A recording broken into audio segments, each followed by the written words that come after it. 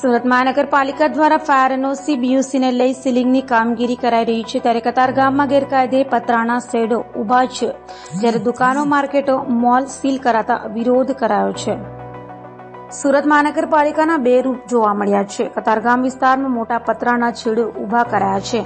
કતારગામમાં તાણી બંધાયેલા ગેરકાયદેસરના કાચા પાકા બાંધકામો અને પતરાના શેડ ઉભા છે, જ્યારે પાલિકા દ્વારા મોલ, માર્કેટો, દુકાનો સીલ કરવામાં આવી છે.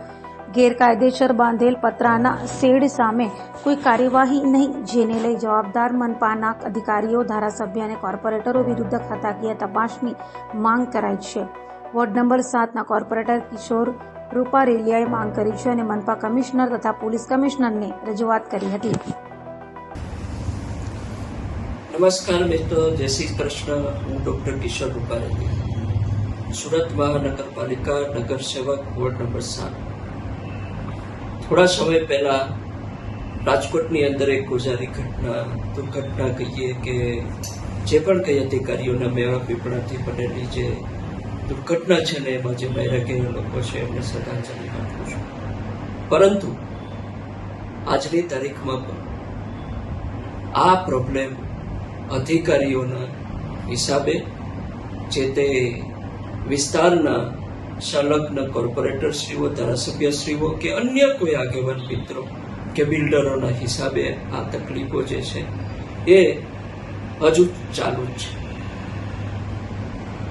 વારંવાર લગભગ મારા દ્વારા ઝોનના ઉચ્ચ અધિકારીઓ અને કમિશનર શ્રી સુરત મહાનગરપાલિકાને વારંવાર રજૂઆતો અને લેટર દ્વારા પત્રની જાણથી એમને ધ્યાન દોરવામાં આવે છે કે ઇલીગલ કન્સ્ટ્રક્શન અને જે ટેમ્પરરી સ્ટ્રક્ચરો છે જે સુરતની અંદર બની રહ્યા છે, એ ટેમ્પરરી સ્ટ્રક્ચરો, ઇલીગલ કન્સ્ટ્રક્શન અને જે ગેરકાયદેસર શેડ બનાવવામાં આવે છે એને દૂર કરવામાં આવે અને નવા બનતા અટકાવવામાં આવે.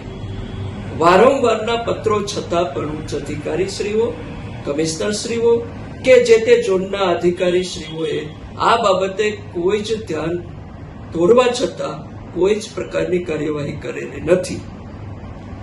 વાત કરું તો અમારા જે કતારગામ વિસ્તારની અંદર લગભગ ઘણા વર્ષોથી આ બાબતનો પ્રશ્ન લગભગ ચર્ચાઈ રહ્યો છે કે આ વિસ્તારની અંદર વધારેમાં વધારે ઇલીગલ કન્સ્ટ્રક્શન અને ઇલીગલ ડોમ અને ઇલીગલ આ ટેમ્પરરી સ્ટ્રક્ચરો બનાવવામાં આવેલા છે.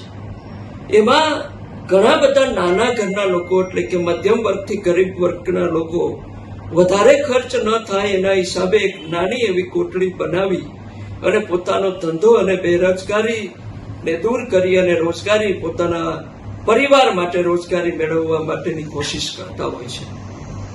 પરંતુ સાથે સાથે દુઃખની વાત એ છે કે ઘણા બધા લોકો આની પાછળ પુષ્કળ પ્રમાણમાં કમાણી કરવા માટેના ડોમ મોટા મોટા બનાવી અને રાજકીય પીઠબળના હિસાબે અધિકારીશ્રીઓના મેળા પીપળાની સાથે સાથે આ કાર્ય કરતા રહ્યા છે. હવે જ્યારે પણ દબાણ આવે છે કે આવી દુર્ઘટનાઓ બને છે, ત્યારે આ નાના અને મધ્યમ વર્ગના લોકોને હેરાન કરવામાં આવે છે. પરંતુ જે મેળા પીપળા વાળા ધારાસભ્ય, કોર્પોરેટરશ્રી, બિલ્ડરો અને મોટા મોટા અધિકારીઓની સાઠગાંઠના હિસાબે એમના જે બનાવેલા જે ડોમ હોય, એમની જે પરમિશનથી, પરવાનગીથી બનાવવામાં જે ડોમ હોય છે એને કોઈ હલાવી શકતું બી નથી.